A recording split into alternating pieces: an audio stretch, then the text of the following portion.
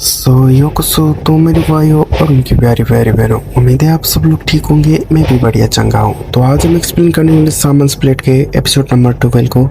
तो बिना किसी देरी के चलते सीधा स्टोरी की तरफ। अब हमें यो को दिखाया जाता है जो कि सीन से कह रहे होते ये सब तो तुम्हें कहना ही नहीं चाहिए। मैंने तो बस सिर्फ लॉर्ड जिन को धमकी दी थी, लेकिन तुम वो हो जिसने उनके सर पर पेट किया था। और शिन कहने लग जाता है हाँ हाँ, क्योंकि वो एक डॉग बन चुका है। मुझे तो ऐसा लगता है कि वो विनम्र हो चुका है पहले से कहीं ज्यादा। और यो कहने लग जाते हैं वैसे भी अब हम उस लड़के का करेंगे क्या, क्योंकि मैं तो उस ब्लैक ड्रैगन को उस बॉडी से निकालने में पूरी तरीके से फेल हो गई और मैंने चीजों को और बुरा कर दिया। ब्लैक ड्रैगन जो है बस उसके लेफ्ट हैंड में नहीं है, उसकी बॉडी में कहीं भी जा सकता है। इसीलिए आखिरी उपाय यही है कि उसका सर ही काट दिया जाए। ऐसा लग रहा है जैसे मेरा बस थोड़ा नरम हो गया है, क्योंकि मेरा हेल्थ थोड़ा ठीक नहीं है। तो इस वीडियो के लिए इस वॉइस को एडजस्ट कर लो, नेक्स्ट वीडियो में हम अच्छे से बोलेंगे। अयू की बातों को सुनने के बाद शिन कहने लग जाते तुम यहाँ पर कुछ ज्यादा ही ड्रामा कर रही हो। अयू कहती है क्योंकि मैं वहाँ पर एक ह्यूमन को मारने वाली थी, जिस वजह से ह्यूमन पूरे के पूरे मुझे हेट करते। और बगल में से मस्करा लगाते हुए शिन कहने लग जाते तो फिर लॉर्ड जिन को मार दो, प्रॉब्लम ही जड़ से खत्म हो जाएगी। और वापस यंग जिन के घर की तरफ मुड़ते हुए कहने लग जाता वैसे भी अभी वो पूरी तरीके से हेल्पलेस है, जिस वजह से मैं इसको बड़ी आसानी से संभाल सकता हूँ। और पीछे से ये उसको रोकते हुए कहने लग जाते इतनी जल्दी भी नहीं है। और डरते हुए कहने लग जाता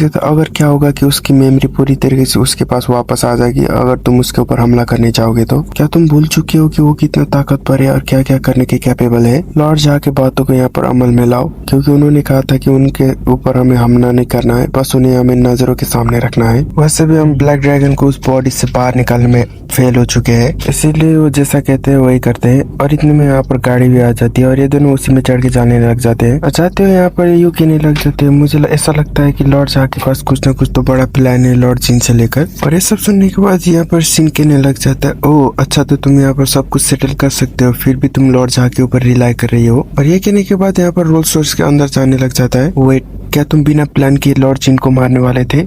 मुझे ऐसा लगा था कि तुम बस यहाँ पर मजाक कर रहे हो। और ये कहते वो भी गाड़ी में चढ़ जाती है। और उसको चढ़ता हुआ देखने के बाद सीन अंदर से कहने लग जाता आखिर तुम यहाँ का अंदर कहाँ आ रही हो। और ये अंदर जाते हुए कहने लग जाते बस मुझे यहाँ पर होंगदे तक छोड़ दो। अब हमें यंगजिन का घर दिखाया जाता है जहाँ पर रात के 3 बज चुके होते हैं और एंसेस्टर यंगजिन का ख्याल रख रहे होते हैं, जो कि वहाँ पर बेहोश पड़ा हुआ था। और यहाँ पर एंसेस्टर कुछ ज्यादा ही घूर रहे होते हैं, जिस वजह से यंगजिन कहने लग जाता है अब तो मुझे घूरना बंद करो। और ये कहते उठ जाता है यंगजिन। और यंगजिन को उठता हुआ देखने के बाद एंसेस्टर कहने लग जाता है इतनी जल्दी तुम उठ क्यों गए चाइल्ड। और ये सब सुनने के बाद यंगजिन कहने लग जाता आखिर मैं यहाँ पर इतनी आसानी से कैसे सो सकता हूँ जबकि तुम मेरे चेहरे को ऐसे घूर रहे हो। और यंगजिन की बातों को सुनने के बाद एंसेस्टर गुस्सा होता है, कहने लग जाता आखिर तुम इस तरह मेरे से कैसे बात कर सकते हो, मुझे डर है कि मैं तुम्हें यहाँ पर पनिश कर सकता हूँ। आखिर तुम अपने लेफ्ट हैंड से उस प्लेट को होल्ड करके क्या समझ रहे थे? जिस तरीके की हरकत तुम आजकल कर रहे हो वो तुम्हारी जान ले सकते हैं, इसलिए दोबारा से ऐसी हरकतें बिल्कुल मत करना। और यंगजिन अपना मुंह लटकाते हुए कहने लग जाता है मैंने तो सोचा था कि आपने कहा था पहले कि मैं इस ताकत से कुछ भी हासिल कर सकता हूँ। और एंसेस्टर कहने लग जाते हैं मैं तो बस इतना चाहता हूँ कि तुम इस ताकत के ऊपर निर्भर पूरी तरीके से ना रहो, वैसे भी ये हाथ तुम्हारा नहीं है। और इतना सुनते ही यंगजिन भड़कते हुए कहने लग जाता है बस मेरा लेफ्ट हैंड या फिर मेरी पूरी बॉडी यानी कि राइट हैंड लेफ्ट लेग, तुम इन ताकतों का इस्तेमाल कर रहे हो मेरी इस बॉडी को हथियाने के लिए, है ना? और शायद इसीलिए तुमने अपनी ताकतों को मेरे अंदर सील किया था ताकि तुम धीरे धीरे करके मेरी बॉडी को हथिया सको। जितना कि मैंने आप लोगों की बात को सुना, ये बॉडी जो है वो मुझे बिलोंग ना कर वो आपको बिलोंग करता है। और यंगजिन के ये सारे बातों को सुनने के बाद एंसेस्टर कहने लग जाते अच्छा तो तुम उस टाइम जागे हुए थे, इसीलिए मैं तुम्हें पहले वार्न करना चाहता हूँ कि इन ताकतों के ऊपर इतना रिलाई मत करो, क्योंकि आगे आने वाले समय में ये खुद ही तुम्हारे लिए खतरा बन जाएंगी। और इतने में यंगजिन गुस्सा होते कहने लग जाता है जो यहाँ पर खतरनाक है वो सिर्फ आप हैं, तुम पहले बस मजाक कर रहे थे, तुमने कहा था कि तुम मुझे बचाने आए हो, लेकिन तुम मुझे ऐसे छोड़ रहे थे मरने के लिए ताकि तुम इस बॉडी को हासिल कर सको। वो सारी बातें यानी कि वो स्पिरिट्स जो मेरे आसपास के इस बॉडी को पॉजेस करने के लिए मेरे तरफ अट्रैक्ट होंगे, वो सब यहाँ पर झूठ था। और सबसे बड़ा थ्रेटन तो वही था जो कि मेरे सबसे पास था। और एंसेस्टर भी ये सारे बातों को सुनने के बाद कुछ नहीं कह पाते और वो कहने लग जाते हैं हाँ तुम सही हो, मैंने यहाँ पर स्टार्टिंग में ये सोचा तो था लेकिन। और यंगजिन कहने लग जाता है अच्छा तो तुम बस स्टार्टिंग में ये सोच रहे थे कि आप इस मेरे लेफ्ट हैंड के बारे में सच छुपाना भी अपना झूठ कहना नहीं मानते। और यंग सिस्टर कहने लग जाता है नहीं मैं तुम्हें बताना तो चाहता था लेकिन यहाँ पर मौका ही नहीं मिला। और यंग जिन गुस्सा होते कहने लग जाता है अच्छा तो आप अभी भी झूठ बोल रहे हैं, आपके पास बहुत सारे मौके थे तब आप मुझे यहाँ पर सब कुछ सच बता सकते थे। वो टाइम को याद करो जब जिया के घर पे मेरे ऊपर हमला हुआ था और मुझे कुछ याद नहीं उस टाइम का। और तब उस टाइम का क्या जब मैंने कहा था कि मेरा लेफ्ट हैंड जो है अपने आप ही मूव कर रहा था, तब के बारे में आप क्या कहना चाहते हैं? तब भी आपके पास चांस था ना मुझे सच बताने का। अब जबकि आपके सारे राज खुल चुके हैं तो अभी तो आपको लगता है कि मैं आपके बातों के ऊपर भरोसा करूंगा। और एक सिस्टर कहने लग जाते मैंने सोचा नहीं था कि ये सब ऐसे होगा। ये सब देखने के बाद मैं भी शॉक था, इस वजह से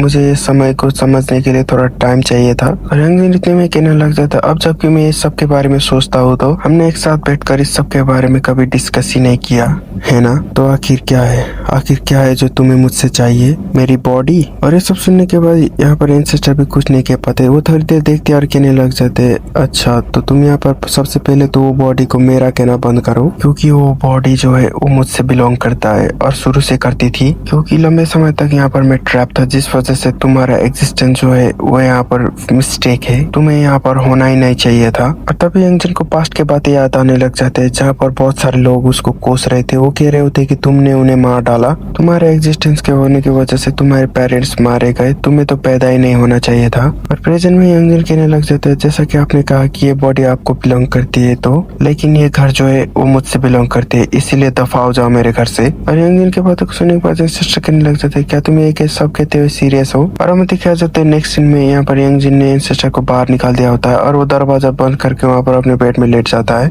और तभी बाहर के साइड दिखाया जाता है यहाँ पर बारिश होने लग जाती है और यंगजन अपने ब्लैंकेट से अपने मुंह को ढकते हुए कहने लग जाता है आखिर अचानक यहाँ पर बारिश कैसे होने लगी। और तभी दरवाजा खोलकर बाहर देखता है तो एंसेस्टर जो होते हैं वो दरवाजे से बाहर बारिश को होता हुआ देख रहे होते हैं। और यंगजन उनको देख लेता है इस तरह देखता हुआ बाहर। और यंगजन एंसेस्टर को सही सलामत देखने के बाद पीछे मुड़ के जाने लग जाता है। और तब पीछे से एंसेस्टर कहने लग जाते हैं मुझे डर है कि मेरे पास कोई जगह नहीं जाने के लिए, मुझे माफ कर देना मेरे वर्ड्स के लिए जो कि मैंने तुमसे बोला। और हाँ ये बॉडी तुम्हारी ही है और मेरे पास कोई ऐसा इंटेंशन नहीं था पहले से ही कि मैं तुमसे ये बॉडी को छीन लूं, और इसीलिए अपने दिमाग में ये सब बिठा लो। अब हमें नेक्स्ट डे का सुबह दिखाया जाता है जहाँ पर यंगजिन जो होता है अपने बैंडेज को रिमूव कर रहा होता है और मिरर में खुद को देखते हुए कहने लग जाता है क्या मेरे सारे के सारे वुंड जो है वो हील हो चुके हैं? क्या मैं कोई मॉन्स्टर तो नहीं हूँ? और तभी यंगजिन को अंदर से आवाज आने लग जाते हैं जहाँ पर कोई चमक कर रहा होता है। और ये सब सुनने के बाद जैसे यंगजिन अंदर जाता है तो यहाँ पर एंसेस्टर जो होते हैं उस टैप के ऊपर उछल रहे होते हैं। और एंसेस्टर को ऐसे उछलता हुआ देखने के बाद यंगजिन उन्हें हटाते हुए कहने लग जाता है आखिर आप यहाँ पर कर क्या रहे, रुक जाइए। और यंगजिन के हटाने की वजह से एंसेस्टर गुस्सा आते हुए कहने लग जाते तुम्हारी ये मजाल, तुम्हारी इतनी हिम्मत कैसे हुई कि तुम मुझे धक्का मारो? और यंगजिन उस टैप को देखते हुए कहने लग जाता है आखिर ये आपको कहाँ से मिला? और एंसेस्टर यंगजिन को बताने लग जाते हैं जो दो बंदे हमें बचाने आए थे यानी कि कल रात को उन्होंने ये दिया था, उन्होंने कहा था कि ये एक नोटबुक है। और यंगजिन यहाँ पर शॉक्ड हो चुका होता है, वो कहने लग जाते क्या उन्होंने ये आपको दिया? और ये सिस्टर कहने लग जाते हैं हाँ, और उन्होंने कहा था कि इसमें कुछ यूट्यूब करके है जिसमें हम यहाँ पर हिस्ट्री के बारे में चीजें जान सकते हैं। उन्होंने बस मुझे इतना ही बताया था और मुझे इस सब के बारे में कुछ पता नहीं है, इस वजह से मैं तुम्हें पूछ रहा हूँ। ओह मुझे ऐसा लग रहा है कि तुम इस चीज को खुद के लिए रखना चाहते हो है ना? लेकिन यहाँ पर यंगजिन पूरी तरीके से शॉक था, जैसे कि हर बच्चे के मोबाइल में फोन पहली बार दिया जाता है तो वो कितना खुश होता है और वो गेम के बारे में सोचने लग जाता है क्या क्या गेम खेल सकता हूँ मैं इस डिवाइस में। वही हालत इस टाइम यंगजिन का था। और सामने से यंगजिन के एंसेस्टर यहाँ पर जेंटलमैन बनते हुए कहने लग जाता है हाँ मैं ये डिवाइस जो है मैं तुम्हें दे सकता हूँ, लेकिन तब जब मुझे उस यूट्यूब नाम की चीज में वो सब हिस्ट्री के बारे में इंफॉर्मेशन मिल जाएगी तब। और यंगजिन कहने लग जाते क्या आप सच कह रहे हैं?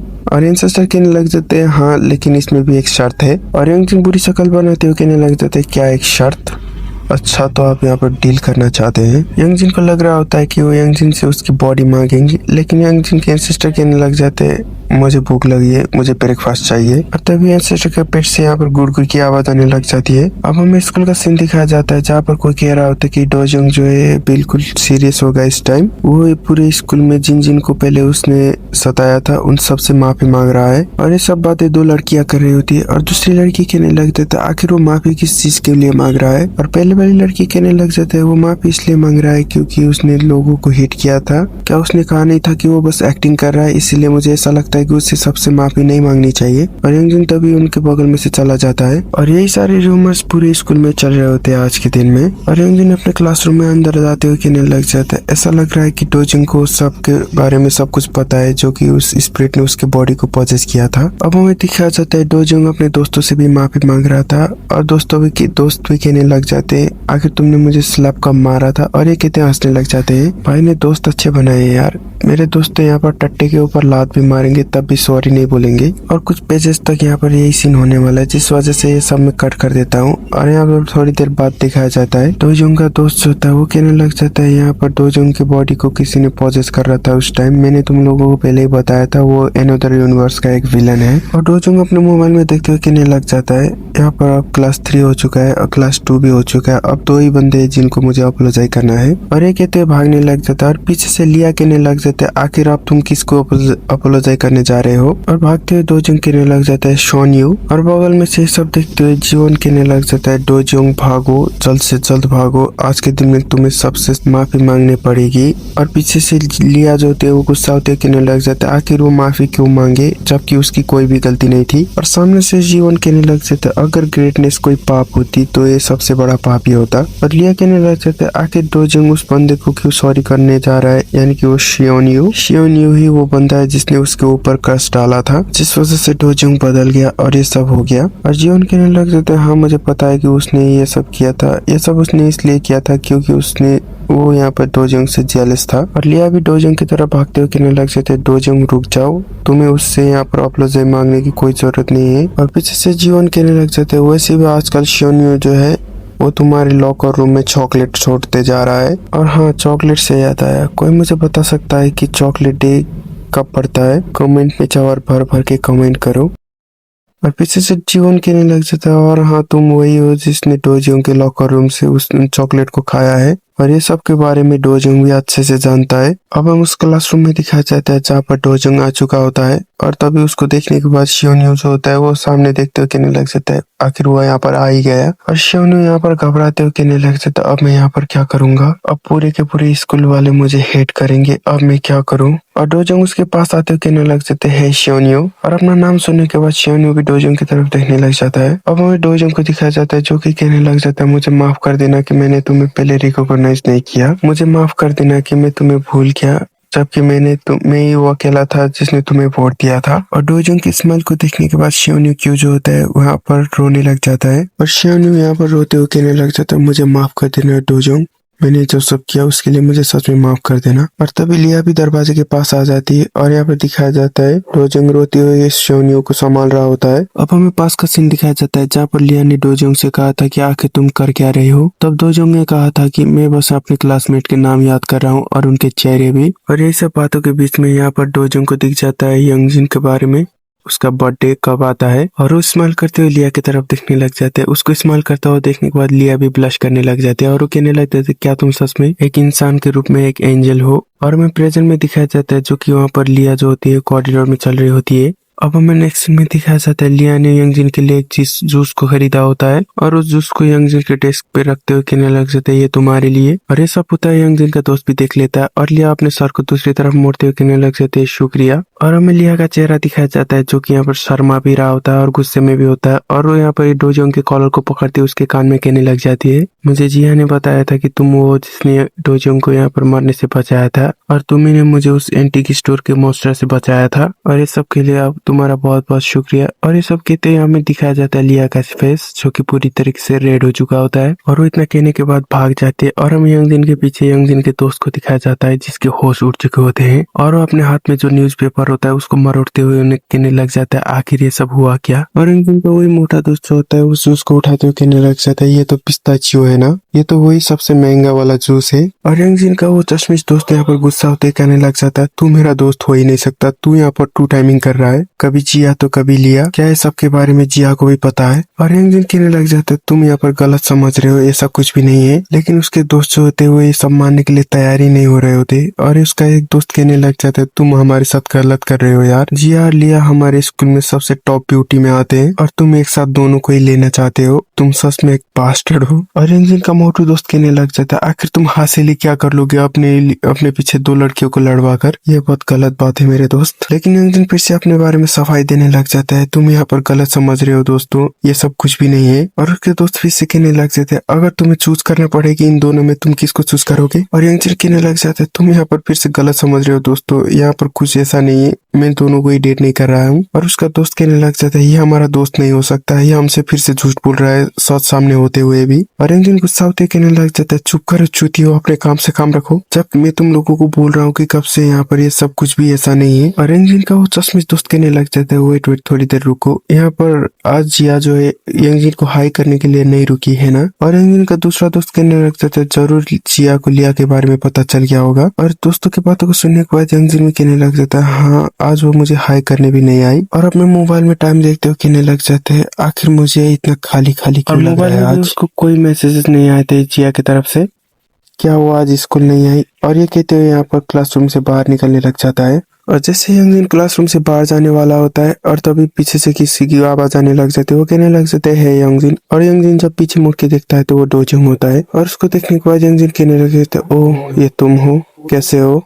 और हमें दिखाया जाता है डोजोंग जो होता है यंगजिन के लिए कोका कोला लेके आया होता है। और यंगजिन की बातों को सुनने के बाद यहाँ पर डोजोंग कहने लग जाता है मैं ठीक हूँ। लेकिन हमें दिखाया जाता है यहाँ पर डोजोंग ने वो सारे के सारे मोमेंट को देखा था जब यहाँ पर उसके बॉडी को गैमलिंग स्पिरिट ने पॉजेस करके लोगों को बोली किया था। वो स्पिरिट फॉर्म में रोते हुए कह रहा होता है कि प्लीज यहाँ पर रुक जाओ।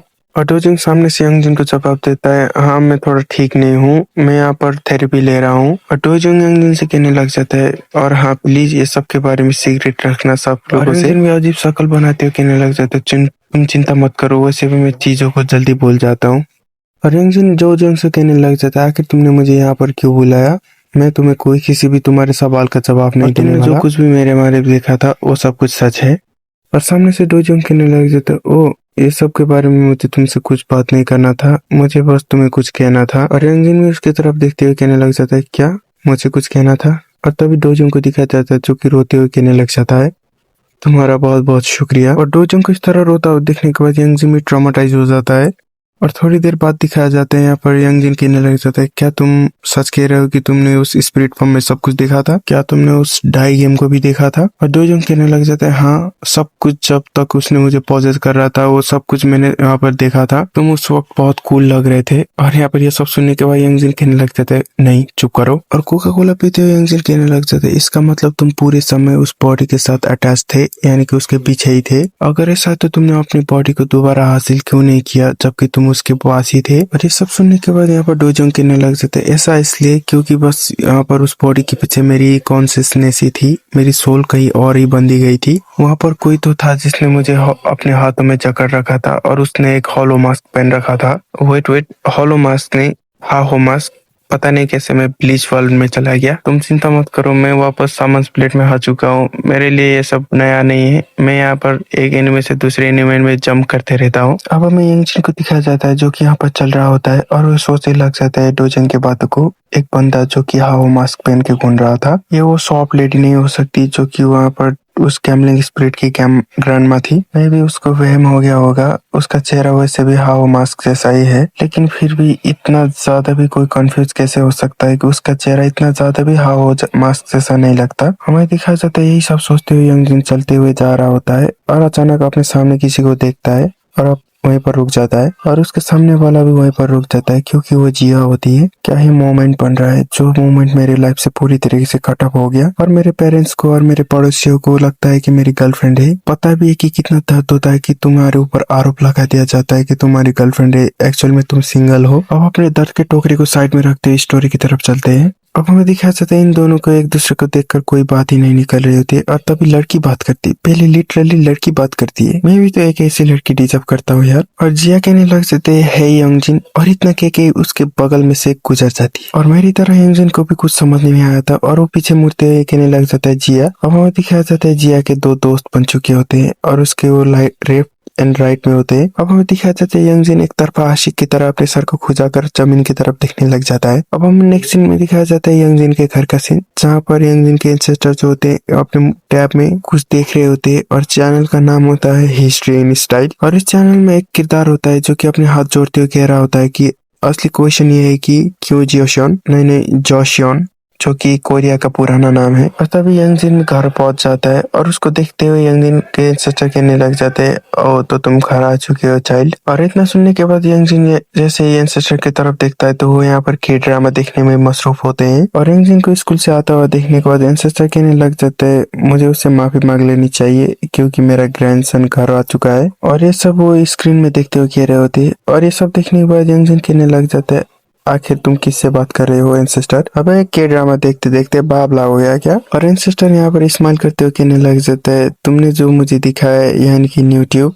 वो सच में अच्छा है। यहाँ पर थोड़ी देर में बहुत सारे लोग जमा हो गए मुझसे बात करने के लिए। और तभी वहाँ पर वीडियो में से आवाज आने लग जाती है। वो कहने लग जाता है, अभी के लिए आपका बहुत बहुत शुक्रिया इस वीडियो को देखने के लिए। अब हम अगली बार बात करेंगे वार अगेंस्ट जापान के बारे में। और ये सब सुनने के बाद एंसेस्टर पीछे मुड़ते कहने लग जाते, तुम्हारा बहुत शुक्रिया मेरे डाउट को क्लियर करने के लिए, तो अगली बार मिलेंगे। और हमें यंगजिन को दिखाया जाता है जिसके शरीर से उसकी प्राण बाहर निकल चुके होते हैं। और वो कहने लग जाते हैं, मैंने आपको 2 दिन के लिए ऐसे क्या छोड़ दिया, आप इतने पागल हो गए। और एंसेस्टर बेड से नीचे आते हुए कहने लग जाता है, आखिर तुम अकेले कहाँ जा रहे हो, मुझे भी अपने साथ लेके चलो। और इतना सुनने के बाद यंगजिन कहने लग जाते हैं, ये एक स्कूल ट्रिप है जिस वजह से मैं आपको लेके नहीं जा सकता। और उसके बाद को सुनने के बाद एंसेस्टर कहने लग जाता है, अगर तुम स्कूल से ट्रिप में जा रहे हो तो क्या तुम मुझे बता सकते हो कि तुम यहाँ पर ऐसा क्यों कर रहे हो। और एंसेस्टर के बातों को सुनने के बाद यंगजिन कहने लग जाता है, आखिर ट्रिप में लोग क्यों जाते हैं घूमने के लिए। और यंगजिन के एंसेस्टर खुश होते कहने लग जाते हैं, क्या तुम सच कह रहे हो, कितना एक्साइटिंग लग रहा है। और यंगजिन एंसेस्टर से कहने लग जाता है, और हाँ मैं आपके लिए ये लेके आया हूँ।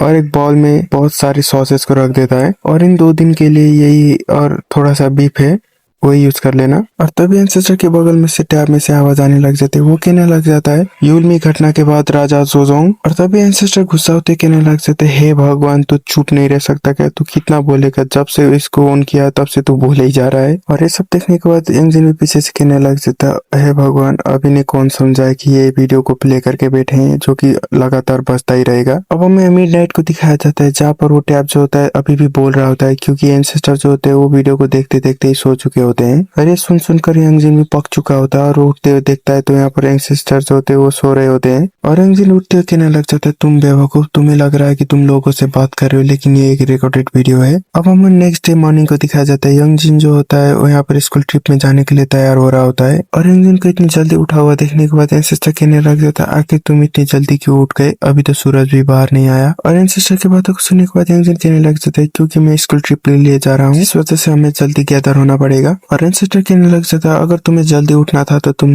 कल रात को जल्दी सो जाते। और यंगजिन सामने से कहने लग जाता है, ओह हाँ मैं जल्दी सो तो गया था लेकिन कोई जो है यहाँ पर यूट्यूब ऑन करके खुद सो गया था जिस वजह से मैं रात भर सो नहीं पाया। और यंगजिन अपने शूज को लगाते हुए कहने लग जाता है, ओके मैं यहाँ से जा रहा हूँ, मैं तब आपको मिलूंगा जब मैं वापस आ जाऊंगा, ओके। और सामने से एंसेस्टर कहने लग जाता है, और हाँ अपने साथ उस सामान प्लेट को ले जाना मत भूलना। और यंगजिन कहने लग जाता है, क्या आपने मुझे एक बेवकूफ समझ रखा है जो कि आपने स्कूल ट्रिप में भी इस हथियार को लेके जाऊंगा। और यंगजिन के एंसेस्टर आधी नींद में कहने लग जाता है, क्या तुम्हें नहीं लगता कि तुम इस प्लेट को ले जाकर वहां पर एक्सरसाइज भी कर सकते हो। और यंगजिन कहने लग जाता है, बिल्कुल नहीं। और जैसे यंगजिन रूम से बाहर निकल जाता है एंसेस्टर फिर से लेट जाते हैं। और यहाँ भी यंगजिन के दोस्त उसके टांग खींचते हुए कहने लग जाता है, यंगजिन क्या तुमने जिया को मनाया। ओह मुझे माफ कर देना, तुम्हारी ये बात सीक्रेट रखने के बारे में थी है ना। और उसका मोटू दोस्त कहने लग जाता है, अरे वो तो यंगजिन की लड़की है देखो। और ये सब सुनने के बाद यंगजिन गुस्सा होते कहने लग जाता है, मेरी वो कोई गर्लफ्रेंड नहीं है, मैंने बस उसको बचाया था जिस वजह से वो मेरा थैंक यू करने आई थी। और यंगजिन का दोस्त जो होता है वो अपने दिमाग के घोड़े दौड़ाते हुए कहने लग जाता है, जब मैंने जिया को लास्ट टाइम देखा था उसने यंगजिन के जैसे कपड़े पहने थे, मुझे ऐसा लगता है कि उसने यंगजिन के ही कपड़े पहने थे उस टाइम में। और अब इसके बारे में तुम क्या कहना चाहोगे यंगजिन। और हमें सामने यंगजिन को दिखाया जाता है जो कि पूरी तरीके से शर्म में लाल हो चुका होता है। और वो कहने लग जाता है, तुम्हें क्या लगता है कि वो टी शर्ट सिर्फ मेरे पास ही होगा, दुकान में 100 के भाव में 10 मिल जाएंगे। और उसका दोस्त कहने लग जाता है, ओह तुम अभी भी मानने से इनकार कर रहे हो। और तभी यंगजिन के पीछे से उसका नाम लेते हुए कोई कहने लग जाता है, हे यंगजिन कैसे हो। और वो जिया होती है। और इतने में ये भाई के लौड़े लग जाते हैं। एक तो पहले से ही उसके मजाक उड़ा रहे थे, ऊपर से वो ही आ गई। और जिया यंगजिन को एक बैग पकड़ाते हुए कहने लग जाते, मैंने तुम्हारे लिए कुछ खाने के लिए स्नैक खरीदा था ताकि तुम्हें रास्ते में भूख ना लग जाए। और यंगजिन भी उस बैग को पकड़ते हुए कहने लग जाता है, आखिर ये है क्या। और पीछे दिखाया जाता है उसके दोस्तों के शक्ल को तो देखो, अब मुझे लॉन्डो के बारे में बताने की तो कोई जरूरत ही नहीं है, वो क्या कैसे कैसे बातें करते हैं। और मेरे यहाँ पर वीडियो देखने वाले ऑडियंस में भी सबसे ज्यादा लड़के ही, लड़की सिर्फ 2% है और उन्हें सभी पूरे ने सब्सक्राइब नहीं कर रखा। कितनी बुरी बात है। मेरे भाइयों, थोड़ा मेरे दर्द को समझो। लड़की तो भाव नहीं देती, तुम भी अब सब्सक्राइब नहीं करो तो मैं किसके पास जाऊंगा? हाँ खैर छोड़ो, तुम वीडियो को पूरा एंजॉय करो। अब हमें जिया को दिखाया जाता है जो कि उस बैग को यंगजिन के थमाते हुए कहने लग जाता है, मुझे उम्मीद है कि तुम इसको लाइक करोगे। और ये कहते हैं जिया वहां से दोस्तों के पास भागते हुए चली जाती है। और उसका दोस्त जो होता है यानी कि यंगजिन का दोस्त उस बैग को अपने हाथ में लेते हुए कहने लग जाता है, मुझे देखने तो आखिर इसमें है क्या। और उसका दोस्त दूसरा दोस्त कहने लग जाता है ध्यान से यहाँ पर कुछ नोट भी हो सकते हैं जो कि उसने अपने हाथों से लिखा होगा। और उस बैग में होता है याकवा। अब मैं याकवा के बारे में बता दूं, वो एक ट्रेडिशनल फूड है कोरिया का जो कि स्टिकी और स्वीट होता है। और मुझे ये मत पूछना कि तुझे कैसे पता, यहीं पर एक्सप्लेन किया गया है यानी कि लिखा गया है। मैं तो कभी कोरिया गया नहीं हूँ, जिस वजह से मुझे कैसे पता होगा कि ये टेस्ट कैसा करता है। और उसका दोस्त कहने लग जाता है, मुझे यकीन नहीं होता है कि ये एक होममेड नहीं है। और यंगजिन कहने लग जाता है, ज्यादा एनीमे को देखना बंद करो। और यंगजिन का वो चश्मिश दोस्त कहने लग जाता है, ओ वेट, मुझे याद आया कि तुम्हें यहाँ पर याकुआ जो है बहुत पसंद है ना। और उस याकुआ को यहाँ पर अपने हाथ में मसलते हुए कहने लग जाता है, I am totally stuck in your sweetness baby. और हमें मोटू को दिखाया जाता है जो कि यहाँ पर उस बैग को स्मेल कर रहा होता है। और तभी इतने में किसी की आवाज आती है पीछे से, वो भी कहने लग जाते है ये यंगजिन। और ये डोजोंग होता है, वो यहाँ आते हुए कहने लग जाता है, क्या तुम्हें कोई परेशानी तो नहीं होगी कि मैं तुम्हारे पास में बैठ जाऊं बस में। और यहाँ पर फिर से इसके दोस्त बातें बनाने लग जाते और वो कहने लग जाते, ओह फिर से एक और, पहले जिया फिर लिया और फिर से यहाँ पर डोजोंग, अब दूसरा कौन है। और तभी टीचर अनाउंस करते हैं कि अपने अपने सीट को पकड़ो क्योंकि अभी हम स्टूडेंट की काउंटिंग करने वाले हैं। और हमें तभी दिखाया जाता है डोजोंग को जो कि यंगजिन के पास आते हुए बैठते हुए कहने लग जाता है, मुझे माफ कर देना, मैं तुम्हारे बगल में आके बैठ गया, तुम जरूर अपने दोस्तों के साथ बैठना चाहते होगे है ना। और यंगजिन कहने लग जाता है, तुम चिंता मत करो, भले हम 5 लोगों का ग्रुप है लेकिन मैं यहाँ पर अकेले रहता हूँ। अब हमें थोड़ी देर बाद का सीन दिखाया जाता है जहाँ पर यंगजिन को डोजोंग घूर रहा होता है। ये सब देखने के बाद यंगजिन कहने लग जाता है, यंग डोजोंग क्या तुम मुझसे कुछ कहना चाहते हो। और डोजोंग कहने लग जाता है, हाँ लेकिन नो नहीं कुछ नहीं कहना मुझे तुमसे। भाई तू हरकतें कैसे कर रहा है, मालूम है तू बिल्कुल एक लड़की की तरह हरकतें कर रहा है। और भाई स्माइल करते हुए कहने लग जाते हैं, मैं बस तुम्हारा एक दोस्त बनना चाहता हूँ। अब हमें दूसरे बस में दिखाया जाता है यंगजिन के दोस्तों को जो कि वहाँ पर मोटू जो होता है वो विंडो सीट लेके बैठा होता है जो कि मुझे भी बहुत पसंद है विंडो सीट। और मोटू अपने आंखों को इधर उधर घुमा ही रहा होता है कि उसको जंगल में कुछ सफेद सफेद दिखता है जो कि किसी के बाल होते हैं। और उसको देखने के बाद यहाँ पर मोटू कहने लग जाता है, आखिर वो है क्या। और अपने दोस्तों को कोनी मारते हुए कहने लग जाते हैं, हे उठो उठो उठो, मैंने अभी वहाँ पर जंगल में कुछ देखा जो कि व्हाइट कलर में था। और वो देखते देखते अचानक ही उसी जगह से वैनिश हो गया। और उसका दोस्त उठने के लिए तैयार ही नहीं हो रहा था, वो कह रहा होता है कि तुमने बस एक फॉग को देखा होगा यानी कि कोहरा, जंगल में कोहरा का रहना बहुत नॉर्मल है। और इन लोगों के बगल वाले में सीट में एक बंदा कहने लग जाता है, एक बहुत बड़ा और समथिंग सफेद वाला, मैं भी ये जैनसोंग टाइगर होगा। और मोटू का दोस्त कहने लग जाता है, तुम्हें उसका एक पिक्चर लेना चाहिए था। और मोटू कहने लग जाता है, हाँ मैं उसका तस्वीर लेने वाला था लेकिन वो देखते देखते गायब हो गया। अब हमें जैनसोंग टाइगर के बारे में बताया जाता है जो कि एक व्हाइट टाइगर है जो कि एग्जिस्ट करता है कोरिया के फेरी टेल्स में। और हमें दिखाया जाता है मोटू की सीट के बगल वाले लोग बात करने लग जाता है, ये व्हाइट टाइगर जो है वो एक जॉनसन टाइगर है ना, जो जॉनसन के माउंटेन में रहता है। और दूसरा बंदा मोबाइल चलाते हुए कहने लग जाता है, इसका मतलब वो बिल्कुल वो जॉनसन टाइगर नहीं होगा। और मोटू कहने लग जाता है, यहाँ पर कहानियों में ऐसा बताया गया है कि जॉनसन टाइगर जो होता है वो बहुत फास्ट होता है। और उसका दोस्त कहने लग जाता है, हाँ तुमने सही कहा, वो बहुत फास्ट होगा लेकिन बस से ज्यादा नहीं। और मोटू कहने लग जाता है, ओह तुमने सही कहा। अब हमें उन्हीं के पीछे दिखाया जाता है जीवन को जो कि कहने लग जाता है, लेजेंड कहते हैं यानी कि कहावतें, वो जोशन टाइगर जो है उसके पास इतनी स्पीड होती है कि वो माउंटेन के टॉप से 1 सेकेंड में माउंटेन के यहाँ पर सबसे नीचे पहुंच सकता है। और अपने चश्मे को मिलाते हुए अपने डिटेक्टिव मूड में आते हुए कहने लग जाता है, मेरे इंसाइक्लोपीडिया यानी कि स्पिरिट इंसाइक्लोपीडिया के अकॉर्डिंग जोशन टाइगर जो है वो एक लंबे सफेद बालों वाला एक क्रीचर है यानी कि कोई स्पिरिट जिसको जोशन माउंटेन में देखा गया था, जिस वजह से जॉनसन उसका नाम पड़ गया। और जिन्होंने उसको अपने सामने देखा उन्होंने बताया कि उसके पास यहाँ पर बॉडी को कॉपी करने यानी कि उनकी बेस लुक को और उनके वॉइस को पूरी तरीके से कॉपी करने की पावर है। और हमें नेक्स्ट सीन में दिखाया जाता है यंगजिन और डोजोंग को। यहाँ पर डोजोंग यंगजिन से बात कर ही जा रहा होता है लेकिन यंगजिन पूरी तरीके से पक चुका होता है। ऐसा होता है जब इंट्रोवर्ट एक्सट्रोवर्ट के साथ पहली बार मिलता है। अब हमें बाकियों को भी दिखाया जाता है जो कि कोई मजाक कर रहे होते हैं और कोई सो चुके होते हैं। अब हमें जंगल के साइड दिखाया जाता है, जंगल के अंदर वहां पर कोई होता है जो कि लंबे सफेद बालों वाला होता है यानी कि वही जो क्या नाम है, जोंगशन टाइगर। और इसके माथे में भी वही सिंबल है, वही बूढ़े वाला।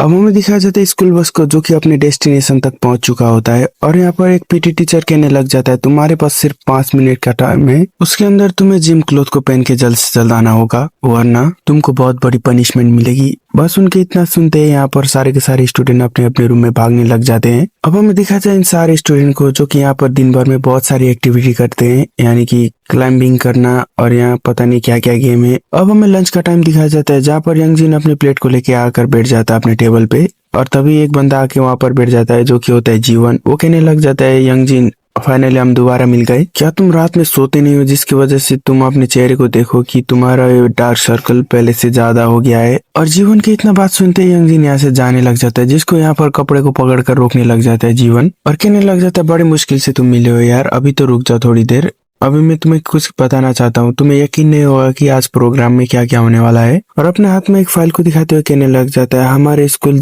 यानी कि जहाँ पर इतनी पैरानॉर्मल एक्टिविटी होती रहती है उनके लिए ये अफसर की तरह है। और जीवन की बातों को सुनने के बाद यंगजिन अपना चेहरा एक तरफ करते हुए कहने लग जाता है ये बस फॉरेस्ट ट्रेजर हंटिंग है, बाकी कुछ नहीं, तो जो कि हमारे आने की वजह से यूथ सेंटर ने यहाँ पर ऑर्गेनाइज किया है। और जीवन अपने चश्मे को मिलाते हुए कहने लग जाता है लेकिन बस इतना ही नहीं, जब मैं यहाँ पर आ रहा था उस बस में मैंने एक नाम सुना जो कि था जंक्शन टाइगर। और जीवन की बातों को सुनने के बाद यंगजिन कहने लग जाता है ये क्या होता है। और जीवन को दिखाया जाता है जो कि एक्साइटेड होते हुए कहने लग जाता है इसका मतलब हम आज इस जंक्शन टाइगर को देखने वाले, क्योंकि वो यहाँ पर एक माउंटेन से दूसरे माउंटेन में एक ही मिनट में कर सकता है, इस वजह से हम उसको आसानी से देख पाएंगे। और मुझे समझ नहीं आ रहा है कि एक मिनट में वो इधर से उधर कर सकता है तो ये चूतिया यहाँ पर इतनी आसानी से कैसे देख पाएगा उसको। और हाँ ये मेरी गलती नहीं है, यहाँ पर यही लिखा गया है, इसीलिए मैं तुम्हें यहाँ पर रिक्रूट करने आया हूँ क्योंकि मैं आज रात को उस जंक्शन टाइगर को देखने जाने वाला हूँ। और इंस्टेंटली यहाँ पर यंगजिन कहने लग जाता है मुझे कोई परवाह नहीं, मैं नहीं जाऊंगा। और यंगजिन कहने लग जाता है क्यों, तुमने तो कहा था कि तुम जहाँ भी जाओगे, यानी कि मैं जहाँ भी जाऊंगा जब मैं पूछूंगा कि तुम आओगे या नहीं तुम जरूर आओगे। और यंगजिन गुस्सा होते कहने लग जाता है छूते वो मैंने नहीं, जिया ने कहा था। और यंगजिन की बातों को सुनने के बाद ये जीवन कहने लग जाता है तुम जिया का नाम तो मत लो, यहाँ पर जब से मैं यहाँ आया हूँ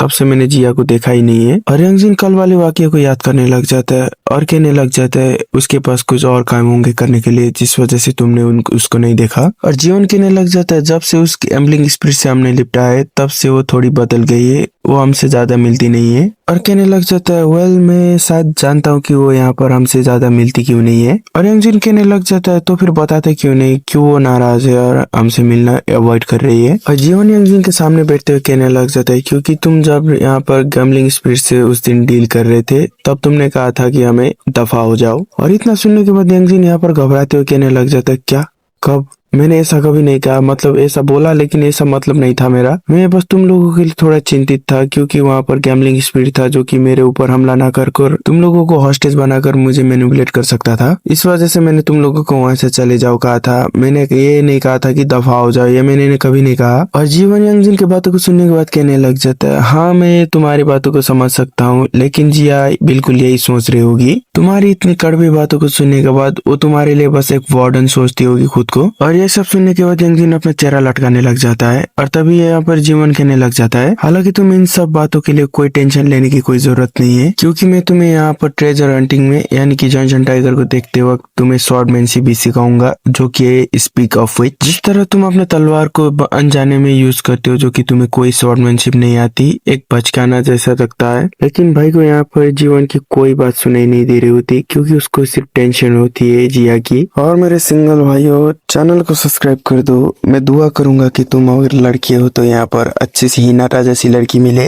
और लड़की हो तो मेरे जैसा। और इससे पहले कि तुम यहाँ पर कमेंट में गालियां लिखना शुरू कर दो चलते हैं स्टोरी की तरफ। अब हमें दिखाया जाता है नेक्स्ट सीन में जहाँ पर यंगजिन कॉरिडोर में चल रहा होता है और चलते चलते उसके सामने कोई लड़की आ जाती है, पीछे से उसको देखते ही यंगजिन कहने लग जाता है ये तो जिया है। और ये लड़की भी सुन लेती है जो कि जिया ही होती है और वो पीछे मुड़ के देखने लग जाती है और कहने लग जाती है कैसे हो यंगजिन। और यंगजिन मन मन कहने लग जाता है अरे ये तो वही है और इसने सुन भी लिया। भाई मन मन सोचने लग जाता है मैंने तुम्हें जब कहा था कि यहाँ से चली जाओ तब मेरा मतलब ये नहीं था कि तुम मेरे लिए वार्डन हो, मैं बस तुम्हारे बारे में चिंता कर रहा था क्योंकि आसपास बहुत खतरा था जिस वजह से मैंने तुम्हें वहां से जाने को बोला था। और भाई ये सब कुछ भी नहीं कह पा रहा होता, वो कहने लग जाता और इस स्टोरी के एमसी बिल्कुल मेरे नक्शे कदम पे चल रहा है और यंगजिन बार बार यही मन में सोच रहा होता है लेकिन के कुछ नहीं पा रहा होता है। और बहुत देर तक ये सब सोचने के बाद जब मुंह से कुछ आवाज निकालता है तो यहाँ पर एक उसकी दोस्त आ जाती है और उसको लेके चली जाती है। और जाते जाते जिया पीछे मुड़ के देखती है तो यंगजिन भी वहां से जा रहा होता है, जो कि उसको रोकने की कोशिश भी नहीं करता। और हमें नाइट को दिखाया जाता है जो कि यंगजिन और यहाँ पर जीवन मिल चुके होते हैं और जीवन यंगजिन के हाथ को पकड़ते हुए कहने लग जाता है, आज रात के इस हंटिंग में मेरे साथ चलने के लिए आपका बहुत बहुत शुक्रिया सर। और जीवन की सारे हरकतों को देखने के बाद यंगजिन कहने लग जाता है, ज्यादा हवा में उड़ो मत क्योंकि मेरे पास यहाँ पर कोई भी तलवार नहीं है आज। और जीवन कहने लग जाता है, चिंता मत करो मेरे पास मेरा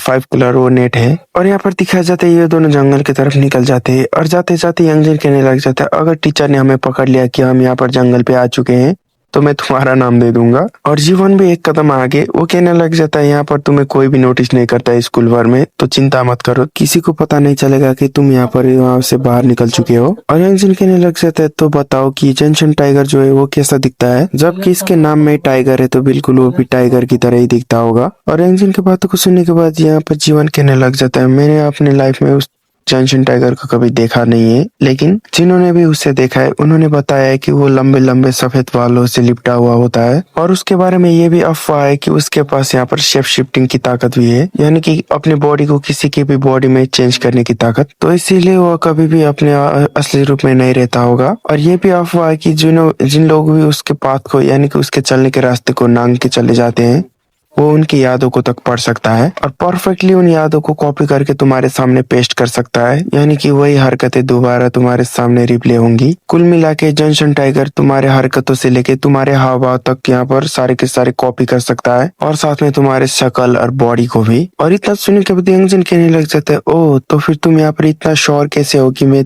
कोई जंक्शन टाइगर नहीं हूँ। और ये सुनने के बाद अपने रिमोट को हाथ में दिखाते हुए कहने लग जाता है, क्योंकि जब अगर तुम यहाँ पर जंक्शन टाइगर होते ये डिवाइस कब का चिल्लाने लग जाता, जबकि वो गैम्बलिंग स्पिरिट के आने के वक्त ये चिल्लाया था। और तभी उस डिवाइस में बहुत सारे सिग्नल आने लग जाते जिसको देखने बाद कहने लग जाता, अरे अरे आ गया सिग्नल मिल गया। और तभी इन दोनों के पीछे से कोई आवाज देने लग जाता है, वो कहने लग जाता है, तुम दोनों आखिर तुम वहाँ पर जंगल में क्या कर रहे हो, जल्द से जल्द यहाँ पर वापस आ जाओ। और इतना सुनते ही ये दोनों भागने लग जाते हैं अपने यहाँ पर डोम की तरफ। और जैसे ये लोग भाग रहे होते हैं यंगजिन पीछे मुड़ के देखता है तो यहाँ पर जंगल के बीच में 2 आंखें चमक रही होती है। और तभी पीछे से जीवन कहने लग जाता है, यंगजिन आखिर तुम वहाँ पर पीछे क्या देख रहे हो। और तभी वो ध्यान से देखता है तो वहाँ पर कोई नहीं होता। और यंगजिन मन ही मन सोचने लग जाता, आखिर मैंने वहाँ पर जंगल में क्या सुना था, वो आवाजें क्या थी और वो आंखें किसकी थी। और घर के अंदर आ जाता है और अपने मोबाइल में देखता है तो यहाँ पर ऑलमोस्ट 10 बजने वाले होते हैं। और यंगजिन कहने लग जाता है, मैं यहाँ पर अपनी आंखों को बड़ी मुश्किल से खोल पा रहा हूँ, अब मुझे अपने रूम में जाके सो जाना चाहिए। और तभी फिर से यहाँ पर जीवन की आवाज आने लग जाती है जो कि कह रहा होता है, यंगजिन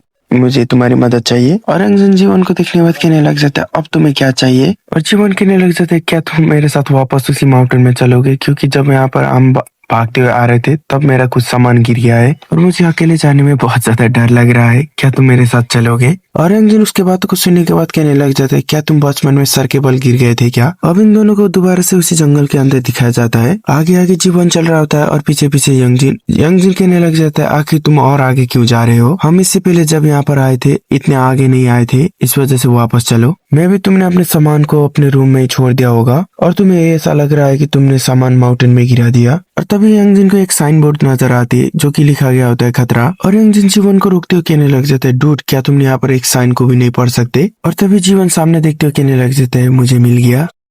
और यंगजिन कहने लग जाता है, तुम्हें क्या मिल गया। और तभी अचानक से जीवन पीछे मुड़ के यंगजिन का हाथ पकड़ लेता है और यंगजिन के हाथ को जोरों से दबाने लग जाता है, जिसको दबाता हुआ देखने को यंगजिन कहने लग जाता है, आखिर तुम क्या करना चाहते हो। और तभी यंगजिन उसके चेहरे की तरफ दिखता है तो उसकी आंखें फिर से उसी लाइट में चमक रहे थे जैसे कि पहले उसने जंगल में देखा था। और ये होता है जंक्शन टाइगर और वो कहने लग जाता है, यंगजिन। अब हमें नेक्स्ट सीन में दिखाया जाता है जिया के रूम का सीन, जहाँ पर उसके दोस्त कह रहे होते हैं, जिया क्या तुम्हारा कोई क्रश है। और जिया झटपट से कहने लग जाता है, मेरा कोई क्रश नहीं है। और उसके दोस्त कहने लग जाते, क्या तुम सच कह रही हो। और उसके दोस्त यहाँ पर कहने लग जाते, मुंह पे झूठ बोल रही हो, वो क्लास 3 वाले लड़के को तुम क्या भूल गई हो। और उसका नाम योंग से शुरू होता है ना, तुमने पहले भी बताया था उसका नाम, अब झूठ बोल के बताओ। और जिया अपने आप को डिफेंड करते हुए कहने लग जाते, अरे तुम लोग गलत समझ रहे हो, ऐसा कुछ नहीं हमारे बीच में। और उसके दोस्त कहने लग जाते, फिर से झूठ। और मुझे ये सब पढ़ते हुए पता नहीं कहाँ से इतना शर्म आ रहा है और मुझे ये समझ नहीं आ रहा कि मैं इतना शर्मिला कैसे हो गया, वो भी अकेले रूम में बैठा हूँ यार। और तभी उसके दोस्त कहने लग जाते, तो फिर क्यों ना तुम अपने टेरो रीडिंग को पढ़ के देखो तुम्हारे बारे में, वैसे भी तुम्हारी टेरो रीडिंग एक्यूरेट होती है। और जिया यहाँ पर शॉक्ड हो जाती है और उसके दोस्त कहने लग जाते हैं अगर मैं जिया की जगह होती और मुझे यहाँ पर टेरो रीडिंग आती तो मैं अपने क्रश के बारे में रोज रोज पता करती अपनी टेरो रीडिंग पढ़ पढ़ के। और मैं यहाँ पर गर्ल्स से पूछना चाहता हूँ अगर यहाँ पर कोई देखती होगी तो क्या सच में तुम लोग ऐसे बातें करते हो जैसे लड़के करते हैं अपने क्रश के बारे में? अगर करते हो तो प्लीज कमेंट करके बताओ, बड़ी मेहरबानी होगी। और हाँ, सबके सब अपने क्रश का नाम लिखो कमेंट में। स्टोरी को कंटिन्यू करते हैं। जिया की एक दोस्त लेटी हुई थी, वो झटपट उठती है और एक टेरो कार्ड को उठाते हुए कहने लग जाते हैं ये कार्ड जिया के क्रश के बारे में। और जैसे जिया की फ्रेंड जो होती है इस कार्ड को पलटती है, ये सारे के सारे घबरा जाते हैं क्योंकि कार्ड में आया होता है डेथ। और उसके दोस्त कहने लग जाते हैं क्या वो सच में मर चुका है? और उसके दूसरे दोस्त कहने लग जाते हैं मे भी उसके पास कोई क्रश नहीं होगा जिस वजह से ये कार्ड आया। और तभी सीन शिफ्ट हो जाता है जहाँ पर जंगल का सीन दिखाया जाता है। यंग जिन के सामने वो जीवन जो होता है वो पहले की तरह रत्तू टूते की तरह फिर से बोलने लग जाता है। जॉनसन टाइगर के पास सेफ शिफ्टिंग की ताकत होती है। और अगले पल में उस क्लिप से यंग जिन को धक्का दे देता है जिस वजह से यंग जिन वहां से गिरने लग जाता है। और उसको गिरता हुआ देखने के बाद भी वो जॉनसन टाइगर कह रहा होता है ये आसानी से उनके पाथ को क्रश करने वाले की यादें पढ़ सकता है। अब हमें दिखाया जाता है जॉनसन टाइगर को जो कि यंग जिन को गिरता हुआ ऊपर क्लिप से देख रहा होता है नीचे। और क्लिप से धक्का देने के बाद इस जॉनसन टाइगर को याद आता है कि उस हावा मास्क वाले ओल्ड मैन ने कहा था कि उस बच्चे को मेरे पास जिंदा लेके आना। ये सब याद आते ही जॉनसन टाइगर क्लिप से नीचे दिखने लग जाता है। अब हमें यंग जिन को दिखाया जाता है जो कि वो ऊपर से गिर रहा होता है और झाड़ियों के बीच से गिरे ही जा रहा होता है। और पता नहीं कैसे कैसे करके एक ब्रांच को पकड़ लेता है लेकिन वो ब्रांच भी बड़े आसानी से टूट जाता है और कैसे कैसे करके जमीन पे सेफ लैंडिंग कर ही लेता है। और ऊपर क्लिप के ऊपर देखता है तो वहां पर कोई नहीं होता। और भाई क्या करेगा, सीधा उठ के सीधा भागने लग जाता है। और भागते भागते मन ही मन सोचने लग जाता है अगर वो जॉनसन टाइगर था तो असली जीवन कहाँ पर है। हमें दिखाया जाता है जीवन को डॉम पे जो कि घोड़े बेच के सो रहा होता है और अपने मोबाइल फोन में लोकेशन चेक करता है तो वहां पर कोई सिग्नल ही नहीं आ रहे होते। वो मन ही मन कहने लग जाता है अरे यार, यहाँ पर रिबूट करने के बाद भी मेरा लोकेशन शो नहीं कर रहा है, मुझे कैसे ना कैसे करके जल्द से जल्द वापस जाना ही होगा। और तभी उसको आप बताने लग जाता है यंग जिन। और यंग जिन अपने आसपास देखने लग जाता है तो वहाँ पर जिया आई होती है और वो यहाँ पर आते हुए कह रही होती है क्या तुम ठीक हो?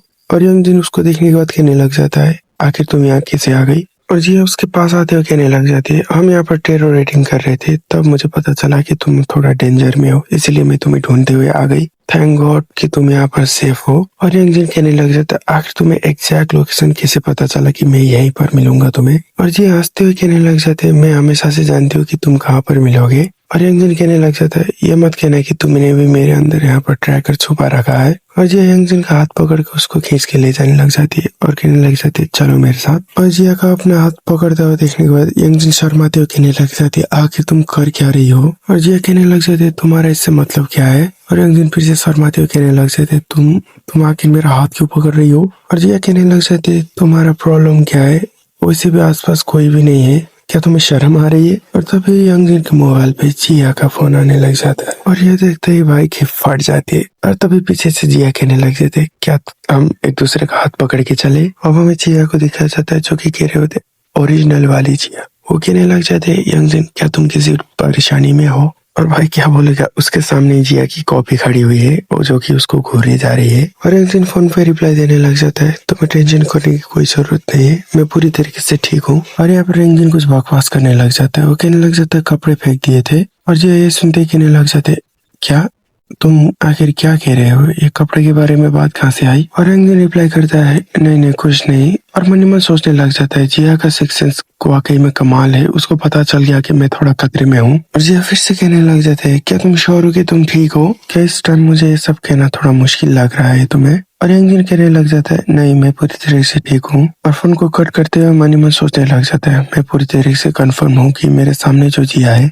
वो असली नहीं है। इस टाइम मेरे लिए सबसे ज्यादा ये अच्छा रहेगा कि मैं इसके पीछे साथ साथ चला जाऊं और बाद में इसको देख लूंगा। और एक दिन चलते हुए कहने लग जाता है तो चलो जिया, वो भी हाथ पकड़ के, वैसे भी डॉम पास में है तो साथ में चलते हैं। और तभी यहाँ पर एक दिन रुक जाता है क्योंकि उसके पैर को बहुत सारे बालों ने जकड़ रखा होता है। और एक दिन पीछे मुड़ के देखता है तो वहाँ पर उसका दिल कांप जाती है क्योंकि वहाँ पर जिया के बाल खुले हुए होते और वो भी लंबे लंबे। और वो पीछे मुड़ते हुए कहने लग जाते कितना अच्छा चल रहा था, कितनी आसानी से जा रहा था, लेकिन उस फोन कॉल में असली वाली जिया थी, है ना? और जिया या बोलो तो जॉनसन टाइगर यंगजिन को बाल से हवा में टांग देता है और यंगजिन को पास लाते हुए कहने लग जाता है, वो लड़की, क्या ही सही टाइम में उसने फोन किया है तुम्हें, जिसने मेरे प्लान की ऐसी की तैसी कर दी। और यंगजिन लटकते हुए कहने लग जाता है, ओह तुम्हें क्या लगता है कि मैंने तुम्हें बस फोन कॉल आने के बाद तुम्हें पहचाना? मैं स्टार्टिंग से जानता था कि तुम फेक हो।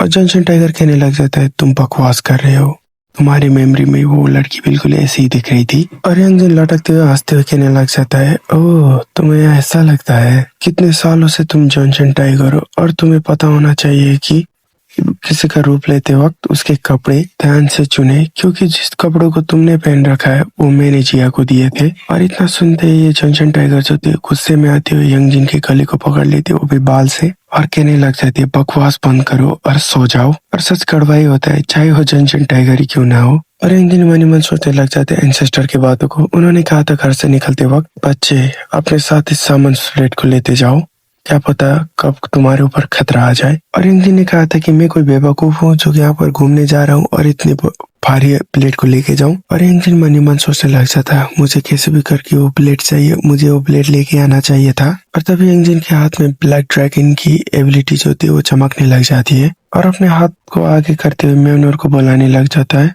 यानी सामंस प्लेट को। हालांकि म्योलनर यहाँ पर उड़ते हुए आता है, लेकिन सामंस प्लेट यहाँ पर उसके हाथ में ही समन होने लग जाता है, जिसको एनिमेटेड होते हुए मैं देखना चाहूंगा कब ये एनिमेशन में आएगा। हालांकि इसमें कोई कंफर्म नहीं है कि एनिमेटेड होगा भी या नहीं, लेकिन ये वाला मनवा जो है वो अच्छा वाला मनवा है। अब हमें दिखाया जाता है यंगजिन को, जो कि अपने हाथ में सामंस प्लेट को समन करते ही जॉनसन टाइगर के ऊपर स्लैश मार देता है, जिसको देखते हुए जॉनसन टाइगर बड़ी मुश्किल से उस स्लैश को डॉज कर देता है। और यंगजिन अपने पैरों पे खड़ा हो जाता है और अपने तलवार को रेज करते अपने सामने देखने लग जाता है जॉनसन टाइगर को। और ये वाला सीन कुछ ज्यादा आइकॉनिक लग रहा होता है।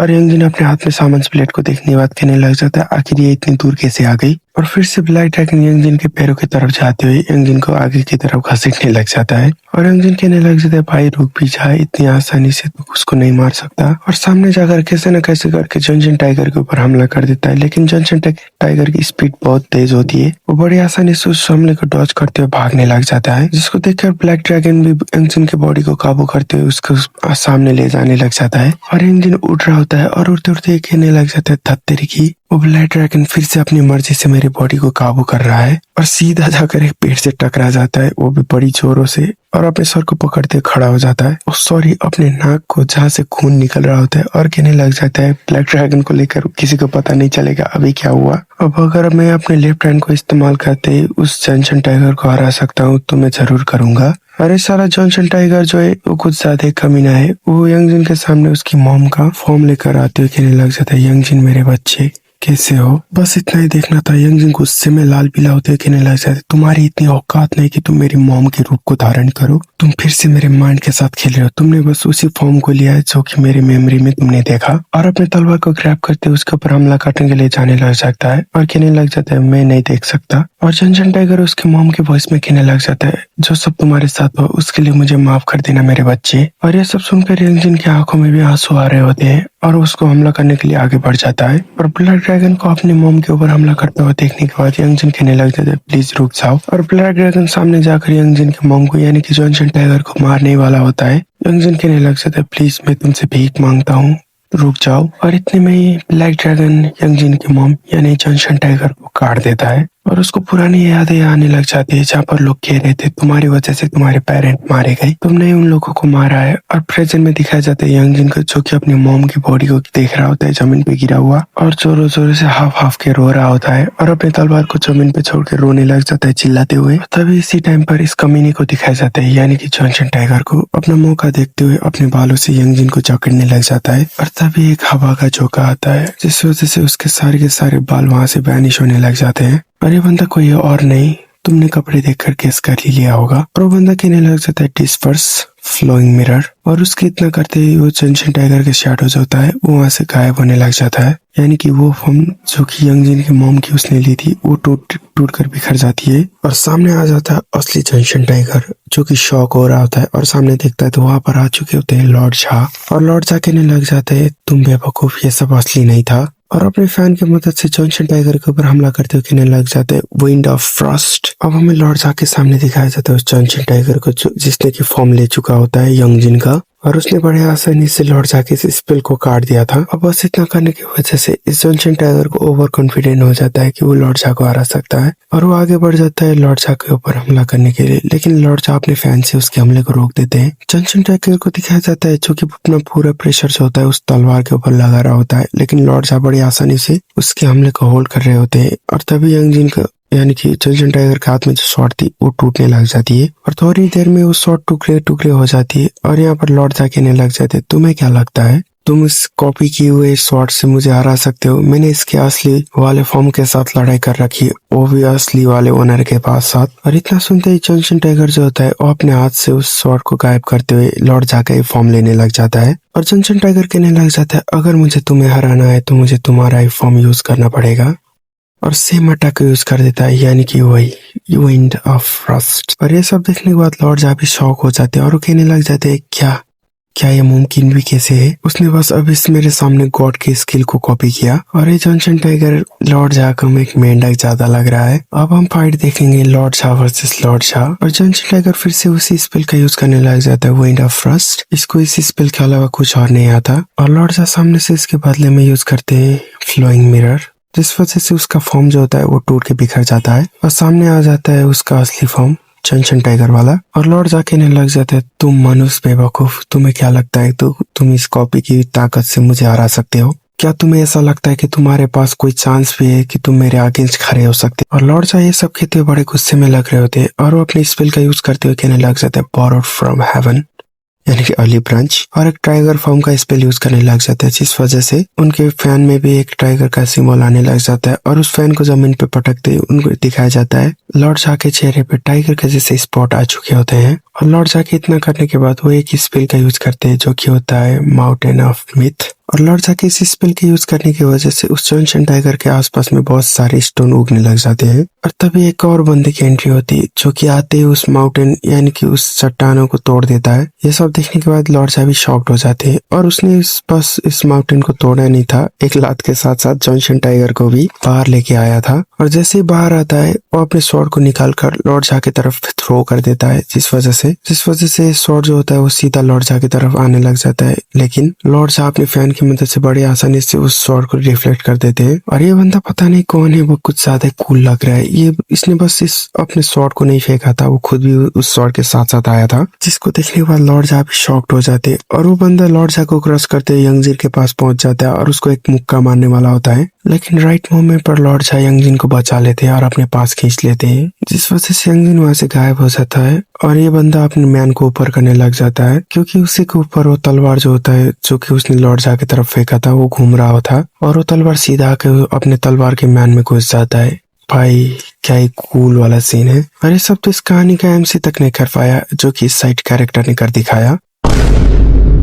और यहाँ पर अपने पीछे देखता है तो वहाँ पर वो जॉनसन टाइगर होता है और वो गुस्सा होता है, कहने लग जाता है, बेवकूफ आखिर तुम वहाँ पर कर क्या रहे हो, जल्दी जाओ और उन लोगों के ऊपर हमला करो। और ये सब सुनने के बाद जॉनसन टाइगर के चेहरे पे भी पसीना टपकने लग जाती है। अब हमें इन दोनों के साइड का सीन दिखाया जाता है जहाँ पर लॉर्ड जा कहने लग जाते हैं, अगर तुम यहाँ पर अपने सेंसेस में वापस आ चुके हो तो अपने पैरों पे होकर वापस चले जाओ, वो भी जल्द से जल्द। और यंगजिन कहने लग जाता है, उससे ज्यादा इम्पोर्टेंट ये है कि आप यहाँ पर आए के और तभी यहाँ पर लॉर्ड जा के मुंह से खून निकलने लग जाती है, जिसको देखकर यंगजिन भी शॉक्ड हो जाता है। और यंगजिन कहने लग जाता है, क्या आप ठीक है? और लॉर्ड जा कहते हैं, वो थोड़ी देर के बाद तुम्हारे पीछे भी आ जाएंगे, जल्द से जल्द यहाँ से निकल जाओ, तुम्हें बस 11 बजे तक बचना है इन लोगों से। और यंगजिन कहने लग जाता है, 11? आखिर 11 को क्या होने वाला है?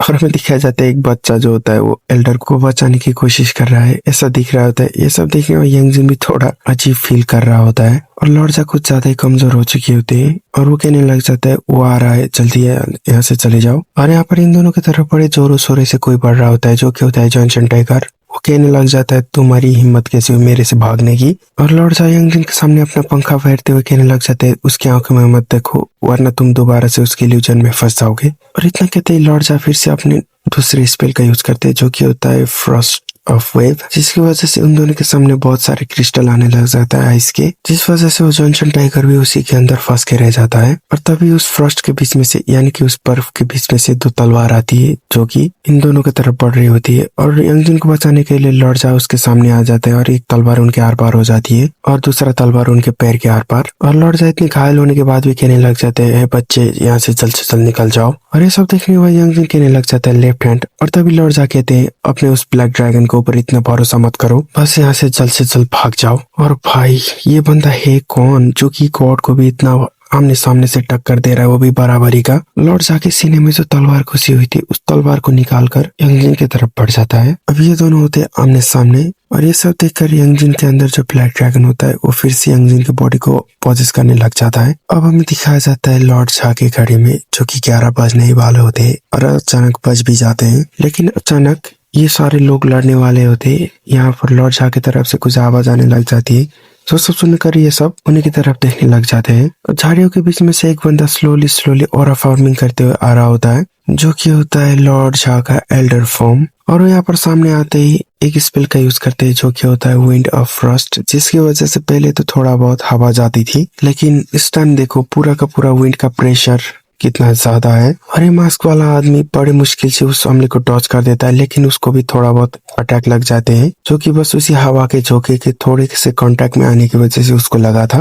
लेकिन हमें दिखाया जाता है जॉनसन टाइगर को, जो कि इस अटैक के पूरे बीच में होता है। अब उसका क्या होगा? अब हमें पता चलता है कि लॉर्ड जा के ऊपर भी एक कर्ज है, जो कि है बस रात के 11 बजे से 1 बजे तक अपने सही फॉर्म में आने की। और वो कहने लग जाते हैं अब ये घंटा सिर्फ मेरा है। और लॉर्ड जा यंगजिन के सामने आकर खड़े हो जाते हैं, और ये सब देखने के बाद यंगजिन कहने लग जाता है आखिर अभी यहाँ पर हुआ क्या, आखिर ये बंदा है कौन और वो बच्चा कहाँ गया। और तभी यंगजिन के पास आकर कोई चीज जमीन पे गिरती है, जो कि होती है वही जॉनसन टाइगर की आंख, जिसे देखने के बाद यंगजिन घबरा जाता है और कहने लग जाता है आखिर ये मनुष्य चीज मेरे सामने क्यों आई। और अगले ही पल में वो आंख भी डिसअपीयर हो जाती है और उस बंदे को दिखाया जाता है जिसके पेट से खून निकल रहा था। और लॉर्ड साहब उस बंदे से कहने लग जाते हैं तुम्हें अच्छे से पता होना चाहिए कि तुम्हारे सामने कौन खड़ा है और तुम मेरे मैच के भी नहीं हो। क्या तुम्हें अभी भी इतनी हिम्मत बची हुई है कि तुम मेरे ऊपर हमला करो। और अब हमें इस बंदे को दिखाया जाता है जो कि यहाँ पर बिना डरे फिर से अपने तलवार को रेस करते हुए सामने की तरफ आने लग जाता है। और लॉर्ड जाके थोड़े से पास जाने के बाद तो वहां से गायब होकर पीछे से उनके ऊपर हमला करता है। और लॉर्ड साहब भी बिना देखे उसके हमले को बड़ी आसानी से अपने फैन की मदद से रोक देते हैं, लेकिन ये बंदा थोड़ा चालाकी दिखाते हुए अपनी दूसरी तलवार से लॉर्ड शाह को पीछे काट देता है। लेकिन लॉर्ड शाह जो होते हैं यहाँ पर फॉग में बदलते हुए पीछे चले जाते हैं और पकड़ के उसको जमीन पे पटक देते हैं, और तुरंत ही उसके चेहरे पे उस मास्क को पकड़ते हुए उसको तोड़ते हुए कहने लग जाते हैं मुझे शक है कि तुम्हारी ये हिम्मत की दाद देनी पड़ेगी, ये बस तुम्हारी कोई हिम्मत नहीं हो सकती,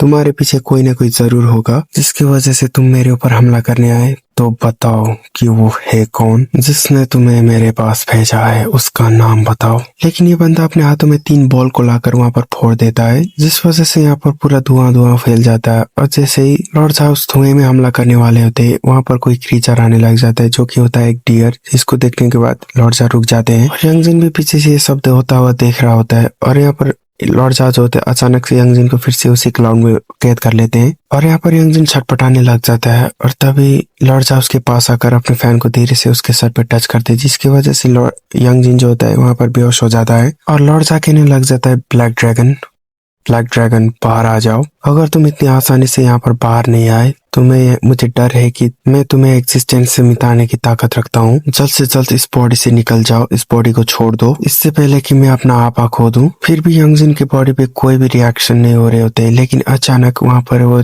ब्लैक ड्रैगन उसकी बॉडी को पॉजेस कर लेता है और हंसते हुए कहने लग जाता है क्या तुम मुझे मिटाने की बात कर रहे हो? तुम अपने प्राइम से अभी हाफ भी नहीं हो जितना तुम अपने प्राइम टाइम में हुआ करते थे, और तुम मुझे धमकी दे रहे हो। अरे हाँ, मैं तुम्हें ये सब करता हुआ देखना चाहूंगा कि तुम मुझे कैसे मिटाते हो। तुम बस जिन को सील करने की वजह से ऐसी हालत में पहुंच गए, तुम्हारी ये खोखली धमकी तुम्हें लगता है मुझे भगा सकती है यहाँ से। हाँ, मैं जानता हूँ कि तुम्हारे पास ये ताकत है मुझे मिटाने की, लेकिन अगर तुम मुझे यहाँ पर मिटा दोगे साथ में ये इंसान भी मिट जाएगा, और ये बॉडी जो है वो डेथ को मिल जाएगी। मैं ही बस एक अकेला रीजन हूँ जिसकी वजह से ये बॉडी जिंदा है। इस बॉडी के मास्टर को मेरी प्रेजेंस और मेरी पावर की जरूरत है। क्या तुम्हें पता भी है कि वो मुसीबत में कितना मुझे बुलाता है, और मेरी वजह से वो अब तक जिंदा है, जिस वजह से अब तुम यहाँ पर कुछ भी नहीं कर सकते। तुम एक इंसान के जान को तक नहीं बचा सकते। क्या तुम सकते हो? एक अर्ली ब्रांच का डैडी होने के बाद भी तुम कितने कमजोर हो। और लॉर्ड झा को दिखाया जाता है जो कि गुस्से में उस फैन से यंगजिन के सर पे मारते हैं, जिस वजह से ब्लैक ड्रैगन सो जाता है और यंगजिन जाग जाता है, और यंगजिन जमीन पे गिर जाता है और कहने लग जाता है अभी यहाँ पर हुआ क्या। और इस लॉर्ड साहब वहां से जाते हुए कहने लग जाते हैं मुझे फॉलो करो, मैं तुम्हें तुम्हारे डॉम तक छोड़ देता हूँ। और इतना कहने के बाद लॉर्ड साहब आगे आगे चलने लग जाते हैं और पीछे से यंग जिन जो होता है उनको आवाज देते हुए कहने लग जाते हैं क्या आप ही और बच्चे हैं जो कि वहां पर पहले मुझे बचाने आया था। और लॉर्ड साहब बिना पीछे मुड़े कहने लग जाते हैं तुम्हारा नाम क्या है। और यंग जिन कहने लग जाता है क्या क्या आप मुझसे कह रहे हैं। और लॉर्ड साहब गुस्से में कहने लग जाते हैं क्या तुम्हें और कोई दिख रहा है यहाँ पर। और यंग जिन अपना नाम बता देता है और लॉर्ड साहब कहने लग जाते हैं मैं पूरी तरीके से श्योर नहीं हूँ कि यहाँ पर क्या हुआ, लेकिन मैं तुम्हें बताना चाहूंगा कि तुम ब्लाइंडली उस अपने लेफ्ट हैंड की ताकत का इस्तेमाल ना करो और उसके ऊपर भरोसा तो बिल्कुल मत करना। ये कुछ ज्यादा ही ताकतवर है क्योंकि वो एक टुकड़ा है तुम्हारे फादर का, तुम्हारे पूर्वजों और तुम्हारी ब्लड लाइन मिटने के कगार पर बस उसी की वजह से आई है और नियति की वजह से तुम पैदा हुए और तुम्हारा पैदा होना ही बस उसी के बेसल बनने के लिए था। लेकिन ऐसा लगता है तुम अपने पाथ को बदल सकते हो जो कि हेवनली ऑर्डर यानी कि नेचुरल ऑर्डर के खिलाफ है। तुमने मरने से अच्छा है तुमने डेस्टिनी को बदलना चुना और अब तक जिंदा रह पाए अपने सेंसेस के साथ में। और उसके एंसेस्टर भी सेम ऐसे बात कही थी लेकिन दूसरे अंदाज में तुम्हारा एग्जिस्टेंस ही गलत है वगैरह वगैरह। और ये सब सुनने के बाद यंगजिन अपना चेहरा लटका लेता है और तभी यहाँ पर लॉर्ड जा कहने लग जाते हैं लेकिन तुमने बहुत अच्छा किया। और इतना सुनने के बाद यंगजिन के चेहरे पे चमक आ जाते है और वो सिर उठाकर उनकी तरफ देखने लग जाता है। लॉर्ड से आगे कहने लग जाते हैं तुमने अपनी लाइफ को अच्छे से मैनेज किया, इतने संकटों के बाद में भी तुम यहाँ पर इतने आगे आए। कोई भी अपने ऊपर आने वाले तबाही और आपदा को नहीं देख सकता, लेकिन तुमने ये सब अपने ऊपर घटित होने के बाद भी सब कुछ मैनेज किया। तुमने उस बात में कदम रखा जिस बात में चलने से सब लोग कतराते हैं, लेकिन तुम इतना आगे आए। तुमने एक नए पाथ में कदम रखा है जो कि है डिफे the natural order and heavenly order. इस वजह से मैंने डिसाइड किया है कि मैं तुम्हें प्रोटेक्ट करूंगा आपसे और मैं तुम्हें प्रोटेक्ट करने के लिए अपनी पूरी जान लगा दूंगा क्योंकि तुम्हारा भी हक बनता है इस दुनिया को अपने आंखों से देखना और एंजॉय करना। अपने सर को उठाओ बच्चे, इससे झुको मत क्योंकि तुम आपसे अकेले नहीं हो।